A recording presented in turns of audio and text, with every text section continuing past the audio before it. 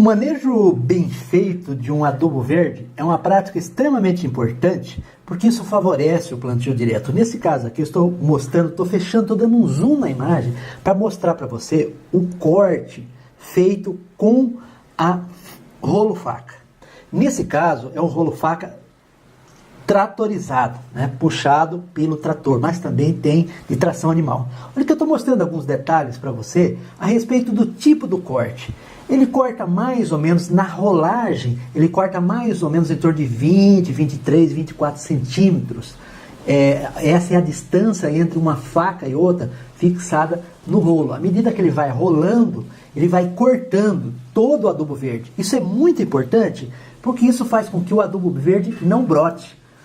E essa prática, nesse caso que eu estou mostrando aqui, é um manejo do nabo forrageiro, que é uma espécie de adubo verde de outono e inverno, que é usado mais na região sul, da região centro-oeste, da boa parte da região sudeste, uma parte da região sudeste e na região sul do Brasil. Então, normalmente esse adubo verde é utilizado nessas regiões. Pode ser que pontualmente ele se adapta em alguns outros locais. Então, eu estou mostrando aqui para você os detalhes, né, o tamanho do corte.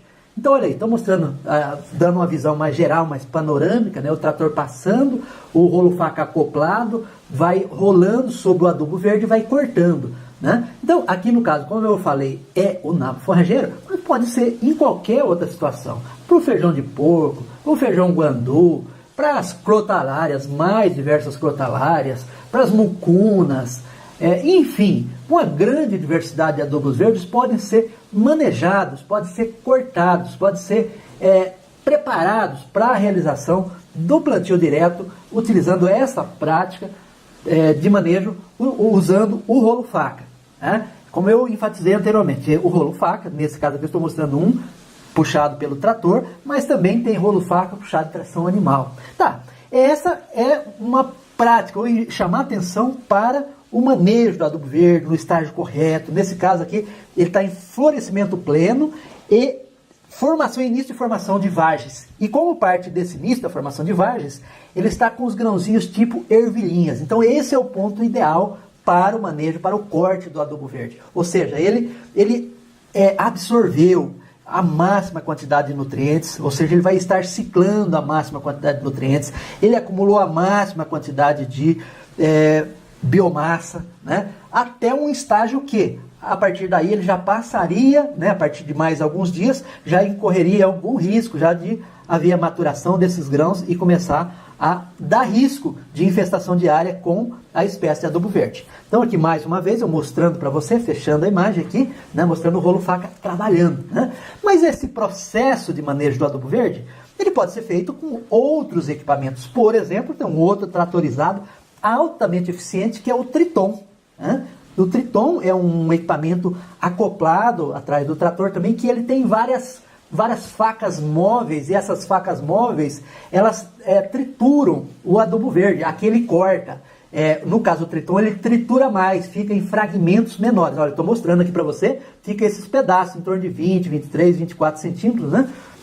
Todo cortado o adubo verde, seja qual for a espécie. No caso do Triton, ele fica mais triturado. Mas também você pode fazer de outra maneira. Você pode, se você tiver uma roçadeira costal, você pode fazer toda essa roçada, esse manejo, esse corte, com a roçadeira costal. Você pode fazer manualmente, né, com uma foice, enfim, tem várias ferramentas que o pessoal adapta em diferentes regiões. Recentemente eu vi um trabalho muito interessante feito na Amazônia, né, de manejo de adubo verde. Uma ferramenta foi adaptada específica para isso, para pequenas áreas, né, para quem não tem um equipamento, né, como a roçadeira costal, como um rolo faca, né, com trator, com um Triton. Enfim, você tem que lançar a mão de diferentes formas para fazer o manejo, né, o corte do adubo verde na hora certa, para que ele venha morrer. E após a morte do adubo verde, né, você fez o corte, aí deixa alguns dias, né, para ele dar uma secada, dar uma desidratada e depois entra com o plantio direto.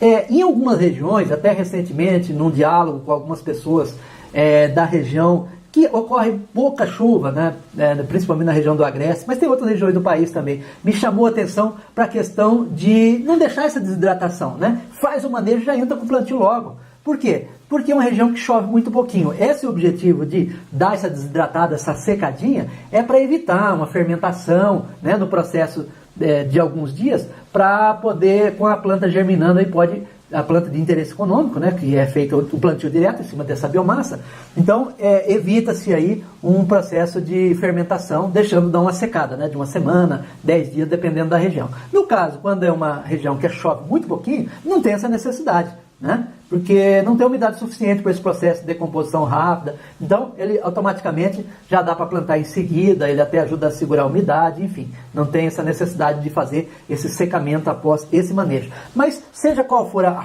maneira que você manejar o seu adubo verde, é importante manejar da forma correta, no momento correto, né, a partir do florescimento pleno, antes de começar a amadurecer as sementes, para que você tenha o máximo do adubo verde e possa fazer um plantio direto de uma maneira eficiente, de uma maneira correta, aproveitando o que há de melhor dos diferentes adubos verdes.